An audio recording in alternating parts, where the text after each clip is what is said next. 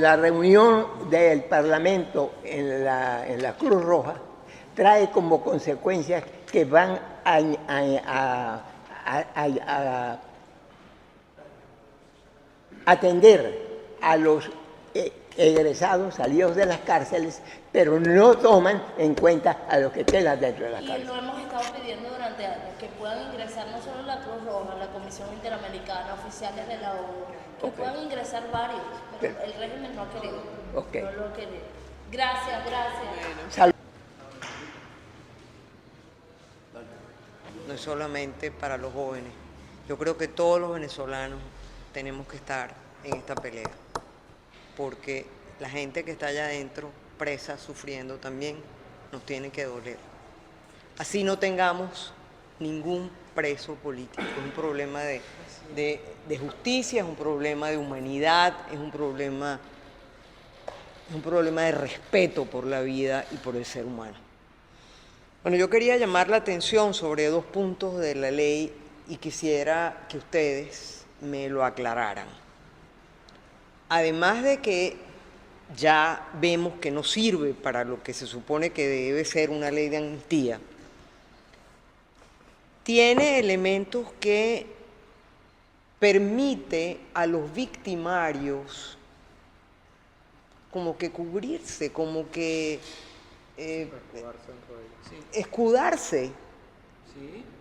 Y eso tampoco es posible. Entonces, ¿cómo es posible que haya reconciliación cuando una injusticia no va a ser reparada, sino que además el victimario va a salir feliz y contento? ¿Qué es eso? Eso no puede ser. Y además, otra de las cosas gravísimas de la ley es que todavía le deja la discreción de la represión al gobierno. Sí. Entonces, ¿de qué estamos hablando? ¿Qué ley es esa? Sí. Bueno, y pensando en todas las cosas que ustedes han dicho, yo creo que hay 2 factores que tenemos que estudiar.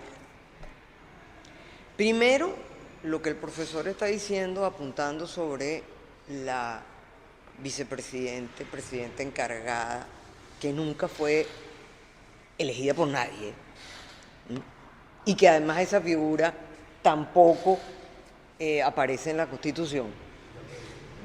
Así aparece la vicepresidencia. Sí, vicepresidencia ejecutiva. Ah, ok. Me disculpen mi ignorancia.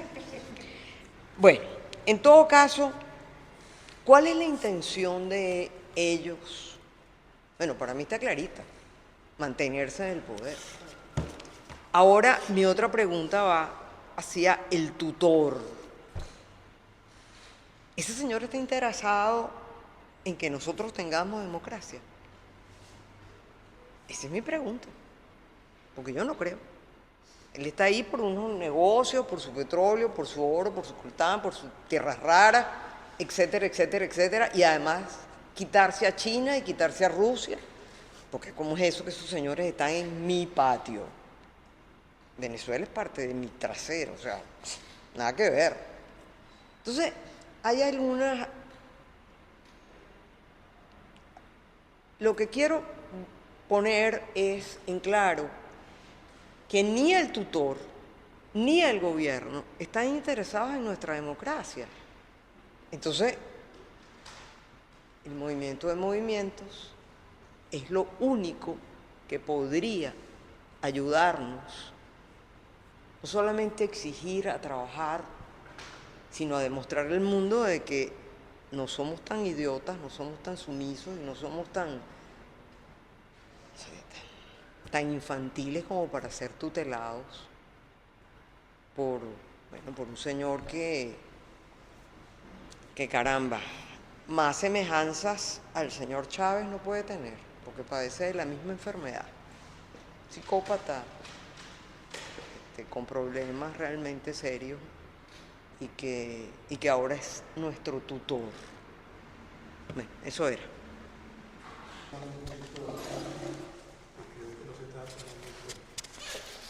Nosotros estamos en presencia a nivel mundial de la construcción de un sistema mundial basado en el crimen organizado, donde la guerra, como el genocidio de Gaza, como lo que está ocurriendo en México, como lo que ocurre aquí, es parte de esa política. O sea, nosotros no nos estamos enfrentando sencillamente a Delcy y a su hermanito. Nos estamos enfrentando a un sistema que lo apoya. Y tenemos que tomar en cuenta que a las 11 del día 3 de febrero, el señor Trump, nuevo gobernante de Venezuela, autoproclamado, dijo, no mencionó la droga, mencionó vamos por el petróleo. Y nos tienen que mandar 50 millones de barriles. Y además de eso, estableció que no hay transición por ahí, sino cuando ellos tengan la seguridad, ¿no? Y para eso están perfilando a la señorita Delcy. Ese lanzamiento de Delcy no es nada nuevo, solo eso es parte de este plan.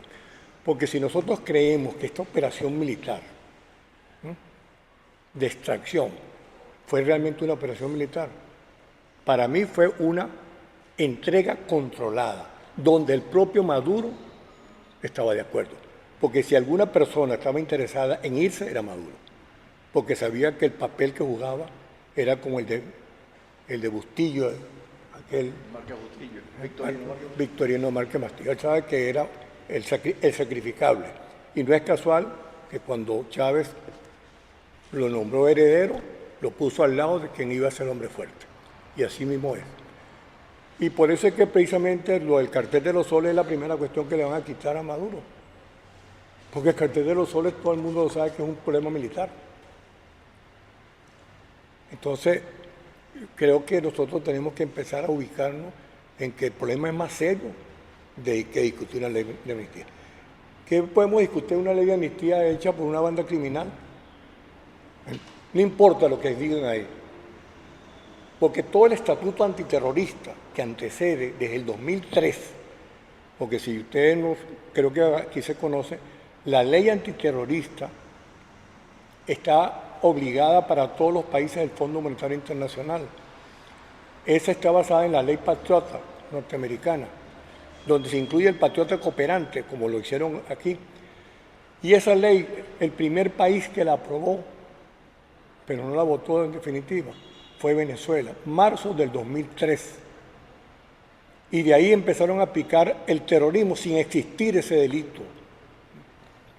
Y lo fueron aplicando hasta que lograron hacer la ley contra el terrorismo y el crimen organizado. Ojo, crimen organizado.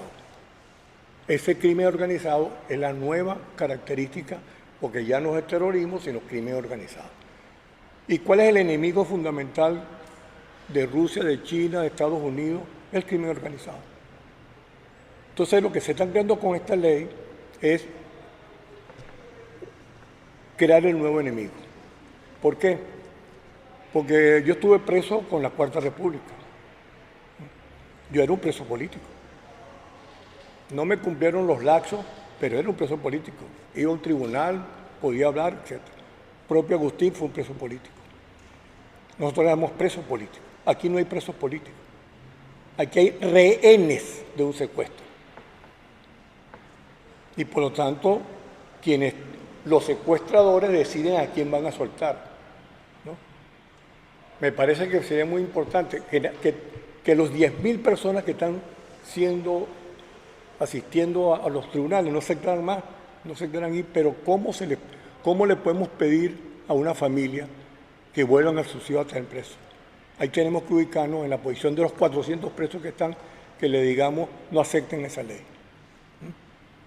Porque es un problema ético para ellos o incluso de sobrevivencia, y para nosotros un problema ético, un problema político. Pero lo cierto es que, y aquí tiene una gran responsabilidad la oposición, porque si en algún momento aquí hubo un poder, lo tuvo la oposición desde el año 14 hasta el año 17. Aquí no ha habido movilizaciones como las que se hicieron en esos años. Jamás en la historia del país se vio esa movilización. Y esa juventud fue sacrificada. De tal manera que ¿a quién movilizamos hoy? Ese es nuestro problema. han cambiado totalmente las formas de lucha y organización, ¿no? Nos estamos enfrentando a un poder donde lo que aparentemente nos quieren vender es que hay una contradicción entre Rusia, China, Irán, Estados Unidos. No. Está la división de influencias, ¿no? Después, este es el coto cerrado de Occidente. Pero eso sí, los chinos van a seguir sacando petróleo y los chinos van a seguir cobrando la deuda con petróleo. Entonces yo creo que deberíamos hacer una reunión precisamente para realmente ver cómo enfrentamos esta nueva realidad. Y esta nueva realidad en este lapso muy corto,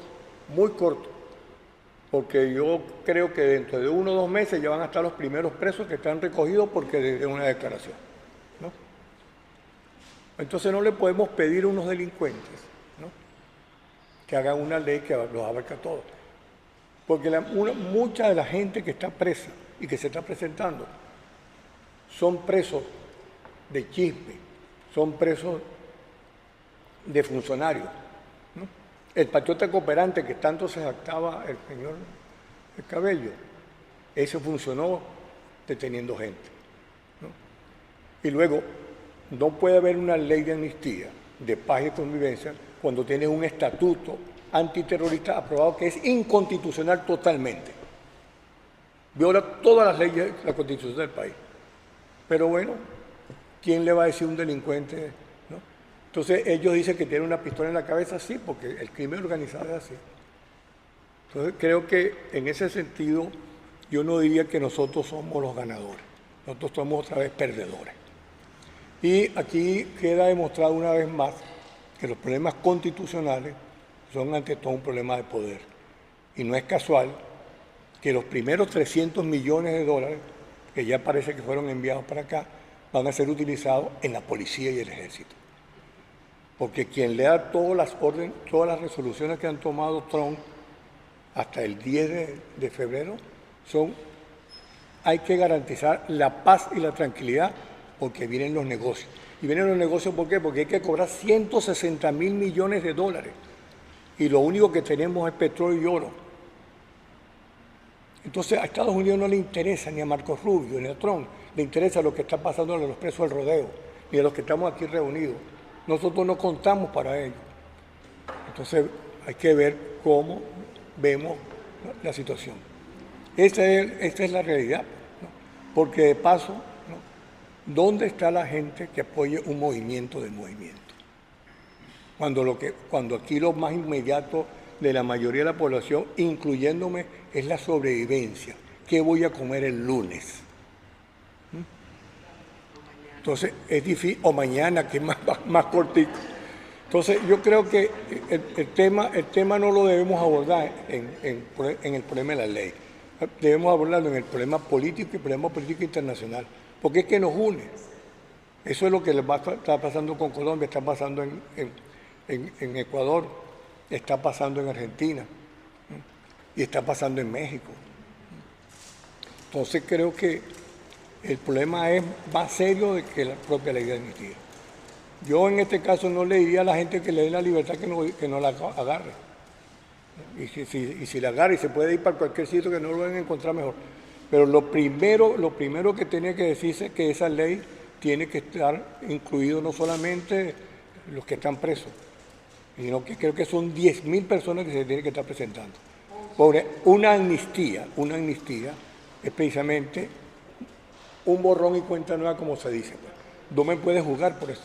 Yo todavía soy solicitado por el Departamento de Procesados Militares de San Carlos, todavía. Y cuando en cualquier alcabala me piden la cédula, ay, mira, pero tú tienes esto pendiente. Porque ni siquiera la ley de amnistía a la izquierda se la aprobaron. Entonces creo que eso debería ser un tema de cómo enfocar, sobre todo con los estudiantes, que se quieren meter en vaina, como dicen. Bueno, esa era mi observación. Quiero irme con la duda. Lo he repensado y pensado y tengo una pregunta para los expertos en Derecho allí. Pensé que el joven estudiante de Derecho también tendría la oportunidad. Yo tengo aquí en mi teléfono la ley que me enviaron, la ley de la amnistía, ¿verdad? Pero como en este país y ahora con los medios usted encuentra cosas mala, embuste, trampa. Yo no sé si es que la que yo tengo aquí es la mala y la que hicieron es la buena. Porque fíjense ustedes, y una pregunta para los expertos, ya es un problema, creo yo, técnico, jurídico, doctrinario, capaz, porque fíjense ustedes, hay indulto, hay amnistía y hay sobreseimiento, ¿cierto? El indulto, y me perdonan ustedes que son los expertos, el indulto rebaja o elimina la pena, no el delito. La amnistía no necesita la pena ya, sino perdona el delito. No hace falta que esté sentenciado, porque si está sentenciado, creo yo que es indulto.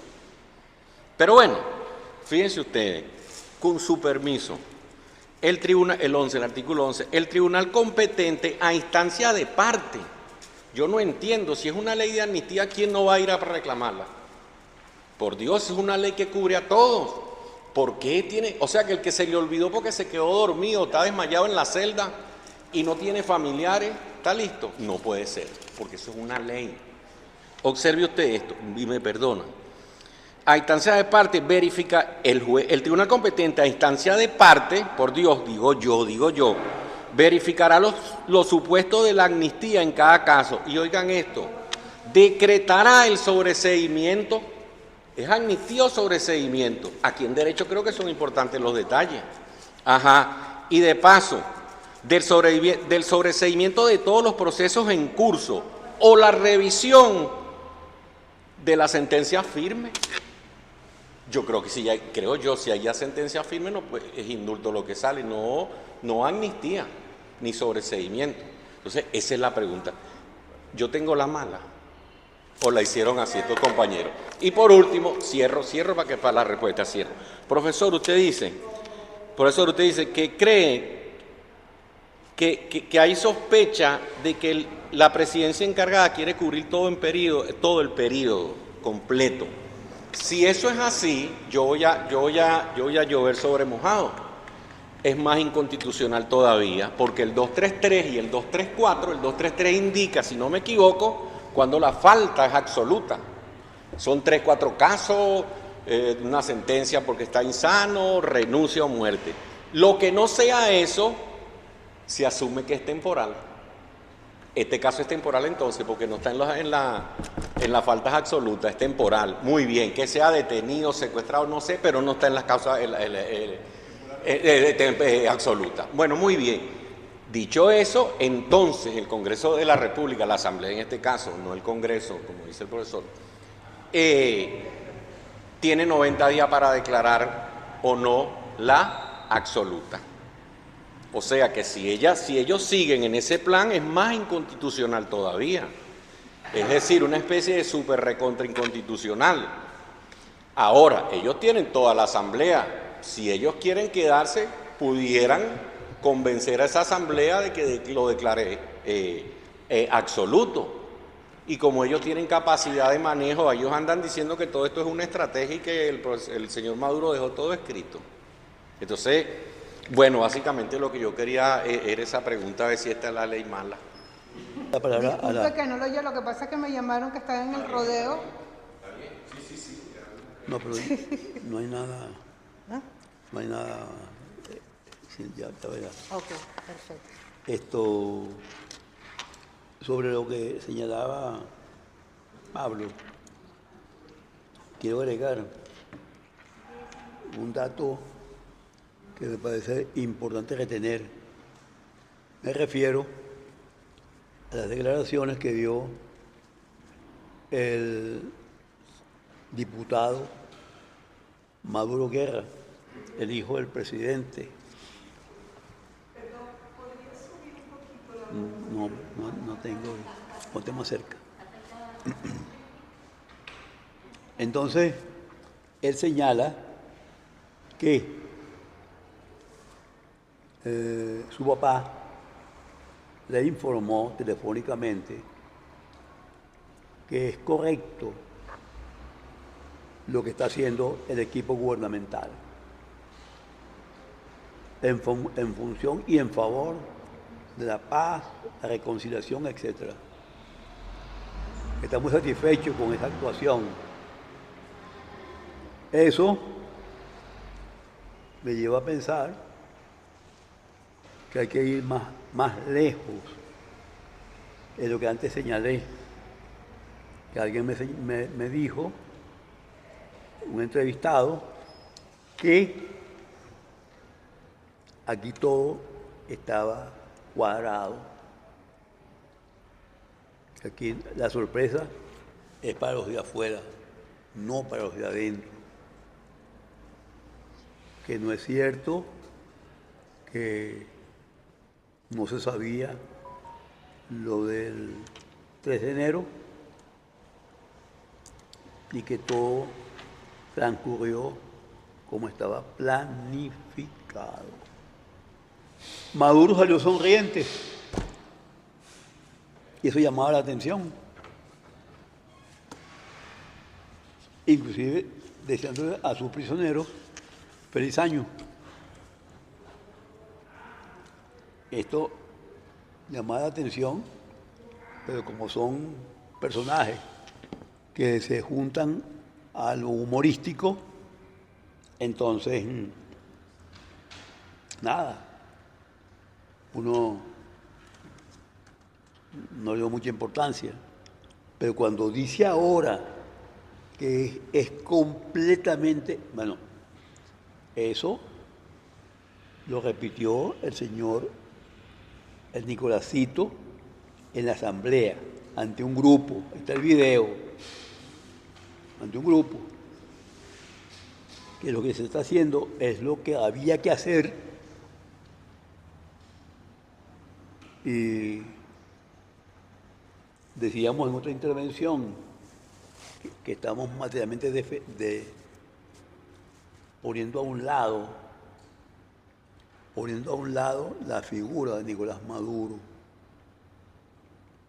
Nicolás Maduro, ya muchísima gente y los medios que dominan están opacando en estos casi 2 meses la figura de Nicolás Maduro, que pronto puede pasar algo así como al olvido, tal cual como ocurrió cuando Maduro se hizo presidente y predominaba la figura de Chávez.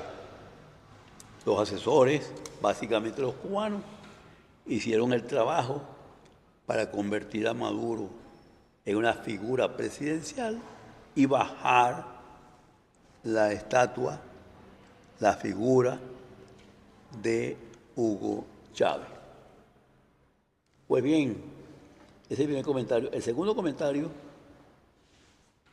tiene que ver con la propaganda, con la campaña, mejor dicho, en que anda la vicepresidenta encargada, que en este momento pasó el día 28 de enero por el Parque de Honor de las Fuerzas Armadas, de la Escuela Militar, en un acto sin precedentes para nombrarla comandante en jefe de las Fuerzas Armadas. Si es simplemente ella, presidenta encargada, en el mejor de los casos, sería comandante en jefe encargada, porque el titular es Maduro, comandante en jefe de las Fuerzas Armadas. No, el acto fue para titularla, la pueden buscar en las redes, titularla como comandante en jefe, nada de encargada. Ahí quedó claro la hipótesis. No quedó clara, pero ya dio una luz de que las cosas están cuadradas como que tiene asidero. Y en tercer lugar, tú decías que Maduro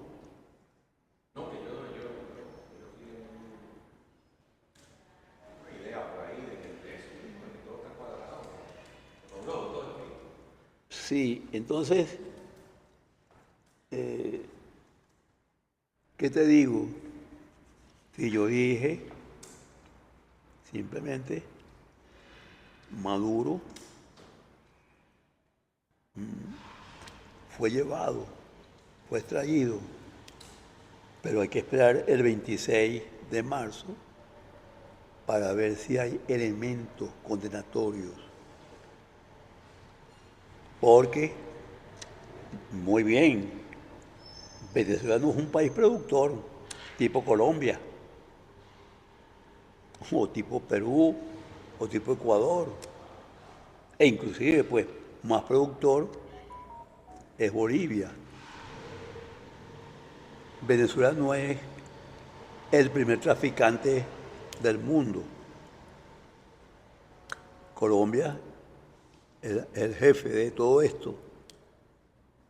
Y muy bien, narcoterrorista, narcotraficante.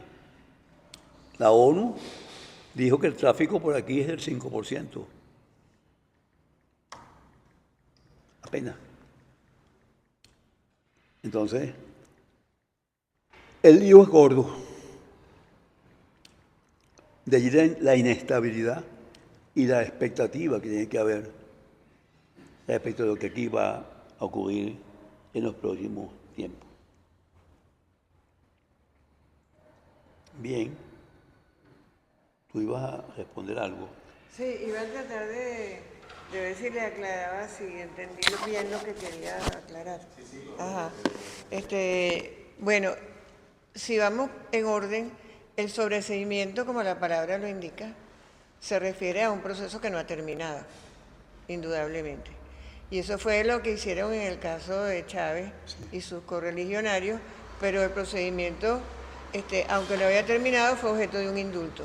Pero hay una figura de lo que llaman indulto procesal, que se discute en doctrina y que hay quien afirma que también es válido y que se puede hacer. Entonces ese habría sido un indulto procesal.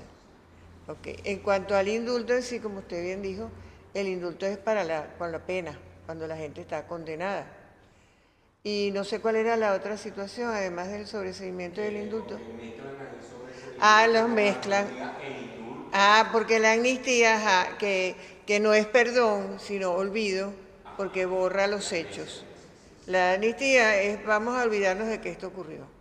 No ha pasado nada y todo el mundo, sin diferenciación, sale libre, que es lo que no están haciendo ahora porque hay excluido. Entonces, ¿por qué Lo desnaturalizan. con la pena? Sí. Está penada la persona, pero le van a rebajar para una sentencia que sustituya a la otra. Porque eso depende de la fase del proceso. Si estás en la fase de investigación y en la fase de cumplimiento de alguna medida o de cumplimiento de pena, de lo que es la medida preventiva de libertad, te dictan el sobreseimiento. Pero si tú estás ya en ejecución, tiene que haber una revisión de la sentencia y ver entonces qué aplica, si la nulidad, o ver qué tipo de revisión se va a hacer. De hecho, son instancias distintas las que tienen que conocer. Entonces, si es la nulidad es indulto. Si es la nulidad de la pena es indulto. No, el indulto, lo que pasa es que sencillamente es una institución donde el Ejecutivo señala que debe ser puesto en libertad. Lo hacen, pero lo que pasa es que la figura que utilizan es el sobreseimiento para dar el indulto.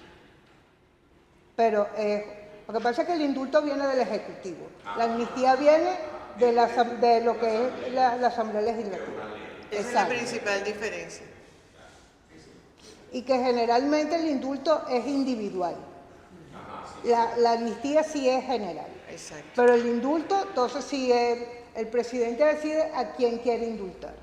Y entonces el juez de la instancia donde esté, que generalmente ya está sentenciado, entonces es el que va a hacer el acto de ponerlo en libertad. ¿Algo más? Sí. Dale. No, es complementando los puntos de derecho. En realidad, estamos discutiendo sobre las características de la ley. Yo tengo entendido, yo no soy abogado, que el Poder Ejecutivo tiene facultad para indultar a cualquier condenado, sentenciado, y también la tiene para sobreseer a cualquier procesado. Y tengo entendido, ¿no? Solo para la pena, solo para liberarlo de la condena. El indulto. Claro, es que los efectos son distintos. El indulto es para los condenados. Claro, en principio. Sí, es correcto. Ajá. Pero tengo entendido que cualquier procesado Lo hace. puede ser sobreseído por el Ejecutivo. No, el sobreseimiento lo hace el tribunal. El Ejecutivo puede indultarlo, pero también tiene razón, aunque no tenga sentencia, se hace, porque se admite el indulto procesal. Esa era la confusión. No, de hecho, no es de oficio las decisiones. El Ministerio Público, el imputado, acusado o condenado o su representante legal son los que tienen que pedir que se dé la medida. Pero de hecho es ante el tribunal dependiendo de dónde se encuentre la causa. Pero hay otro caso adicional. De estos... Diga que es un eufemismo que detesto. No, ya le voy a decir por qué lo utilizo. Ajá. Tengo entendido que hay una porción que no ha sido puesta a la orden del tribunal. Es posible. Estos no son ni procesados ni sentenciados, son secuestrados políticos. Pero ¿qué habla usted de los desaparecidos que nadie sabe dónde están? Exacto. No, y parece que hay algunos que sí se sabe que están en determinados recintos, pero que no están puestos a la orden del tribunal. Y ahí no ha habido habeas corpus, ahí no ha habido 8 días se vencieron hace años. A ellos los dejarán tirados por algún sitio para que vayan a buscar su amnistía. Mira, Ninguna ley de amnistía ni de sobreseimiento. De nada. yo quisiera... Abrir la puerta de las cárceles. Exactamente, no, es que inclusive... Por allá quieren hablar. Ya va. O sea, cualquier comentario mío adolece del vicio profesional de que yo soy historiador, ¿no? No, pero es historiador litigante. ¿Ah? Es historiador litigante. Yo tengo amigos ingenieros litigantes, economistas litigantes, historiadores. No, ni siquiera eran políticos, estaban por algún chisme, por algún otro sitio. Sencillamente abrieron la puerta, ¿no? Sí. Se presentó un problemita con una minoría que eran procesados, sobre todo procesados militares, en algunos casos. Y en esos casos la Junta de Gobierno tuvo que acudir al sobreseimiento de la Cámara, o algo así, incluso después que ya estaban libres, ¿no? Antes de que, sí. Posteriormente, durante el gobierno de Raúl León se promulgó una ley de conmutación de penas. Con muchos políticos famosos estaban ya sentenciados o estaban siendo procesados, pero bueno, sobre todo los sentenciados, se les aplicaba. Se les conmutaba por extrañamiento del país. No, la pena de exilio estaba plasmada en la ley, que ha sido de derecho y no derecho. Sí. ¿No? Exacto. Y posteriormente, el mismo Raúl León y ya con el gobierno de Caldera eso se intensificó, se aplicaron sobreseimientos e indultos, estudiando cada caso en particular. Luego con el gobierno de Pedro Andrés se aplicó menos, pero luego con Luis Herrera vino la segunda fase de la pacificación, ¿no? Y cuando finalmente con Caldera 2 vino ya los sobreseimientos de los juicios militares. Sí. De todos los implicados, y no hizo falta una ley de amnistía. No. Que hacían estudiar cada caso políticamente, a ver cuándo procedía y cuándo no procedía, y quién era amnistiable y quién no era amnistiable, entre comillas, porque no estamos hablando de amnistía.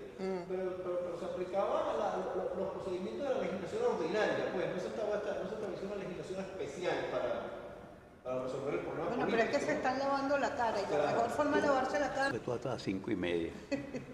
Entonces, esta parte conceptual es muy interesante, pero creo que se puede, digamos... Sí, porque esto... Entonces, lo que queda pendiente, creo yo, y que me parece muy importante, es que este tema, este problema, este caos carcelario, hay que buscarle una acción que tenga permanencia y que no sea simplemente ocasional o de coyuntura, porque esto no queda allí como decía Pablo, no queda allí. Dentro de unos meses, por no decir unos días, ya puede haber más presos políticos. Sí. Porque la misma ley de Sí. amnistía lo informa, lo prevé, lo establece. Entonces, y ahora, con el recuerdo Grillo, para que se sepa que el año 28, que la Rotunda no ha muerto, que el Castillo Libertador de Puerto Cabello no ha muerto. Entonces, que el grillo ahora es moderno porque es electrónico, qué bonito, pero es el grillo. Bien, esta preocupación yo creo que tiene que quedar en nosotros. El tema grueso es el tema de una institución llamada democracia o revolución democrática que hace del preso su primera y más grande institución. Porque el pensamiento único es consustancial a todo eso que están llamando o que han llamado revolución, aquí y en otras partes. Quienes no estamos de ninguna manera conformes, ni simplemente proclive a caer en pensamiento único, que necesitamos expresarnos, sabemos que estamos expuestos o a una cárcel o a un atentado. Casual. Ustedes saben exactamente de qué estamos hablando. Muy bien, hay personajes que tienen más de 80 años y no se les puede detener más allá de su casa y con consideraciones. Pero, de todos modos, después de la casa puede dejar de existir. No con un atentado, no, un accidente, simple accidente. Bueno, eso ocurre o ha ocurrido en todas las instancias, las localidades o países de pensamiento único. Muchas maneras de salir de los adversarios y sobre todo los adversarios críticos. Este tema, visto en el fondo, es crucial. Es crucial porque desde que tenemos memoria, yo nací frente a una cárcel. No, le digo todo. En la calle Arayón, ahí pasé mi primera infancia. Calle Arayón de Maracay, frente a la cárcel pública, que aún existe. Entonces, estamos viendo cárceles desde siempre, y la cárcel es consustancial a la sociedad capitalista. Y como el capitalismo no ha muerto, hay cárceles en todas partes del mundo. Como hay ejércitos, hay un país latinoamericano que eliminó el ejército, pero tiene otros controles que no son ejércitos. Bueno, señores, quiero esta preocupación porque, como siempre en la cátedra, tenemos la tendencia a decir que este es un problema que hay que colectivizar. Es así. Y no lo colectivicemos, señores, estamos anclados. Estamos anclados. Así es. Estamos anclados. Que es lo que ha pasado Sí. en Venezuela, lo estamos viendo por mucho tiempo, lo que ha pasado con las llamadas oposiciones, ancladas en el mismo punto. Pero lo otro no es un punto, son N puntos, cada quien anclado en su espacio y en sus intereses y en sus posiciones llamadas ideológicas y políticas. ¿No? Si no, véase lo que acaba de ocurrir con la ley de amnistía. Semejante instrumento, semejante grosería a la condición humana, aprobado por unanimidad. Sí, señor. Ni siquiera un votico salvado, ¿no? Ni Unanimidad. uno. Porque estamos toda esa asamblea está ahora buscando la concordia, la paz, el entendimiento. Es decir, cada quien está en su negocio, en su negocio. Exacto, por eso el Más alacranato en su Pues te estoy diciendo, entonces, eso hay que mantenerlo. Y si nosotros, colectivamente, no levantamos la voz y no difundimos que este es un problema para verlo colectivamente, no individualmente, no familiarmente, no una familia afectada, no una esposa, una madre, un hermano afectado, sino que a todos nos corresponde ese tema de la llamada prisión, la llamada cárcel, la llamada tortura, que son, por supuesto, abiertas y encubiertas, como todos sabemos. Es así. En los años 60, digo yo, cuando se pasaba por una cárcel, seguramente había algunas cárceles, sobre todo las caraqueñas. Bueno, parecía que eran inocentes las cárceles, pero cuando tú entrabas a la misma y veías los procedimientos, no eran tan inocentes. Porque había, por ejemplo, tigritos, y un tigrito es una habitación Horrible. de 2x2 donde te zampan allí, que no te puedes ni mover. Bueno, ¿y cómo se llama eso? ¿El tigrito cómo se llama? Tortura. Pero eran torturas eran light, porque eran suaves. Eran suaves. Bueno, eso fue creciendo. Hasta que aparecieron los TO, los teatros de operaciones. Y hay que ver lo que significó el tiempo del doctor Raúl Leoni, abogado de la República, por cierto, abogado de la República, el doctor Raúl Leoni, sí, abogado, sí. Este señor que no escribió nunca ni su nombre, quisiera firmar. Ni un artículo de prensa hemos conseguido nunca de Raúl Leoni. Ese señor, no sé con qué suerte, es el presidente de la República, muy bien asistido por todo un cuerpo represivo, el más contundente y contumaz que hemos visto. Los teatros de operaciones,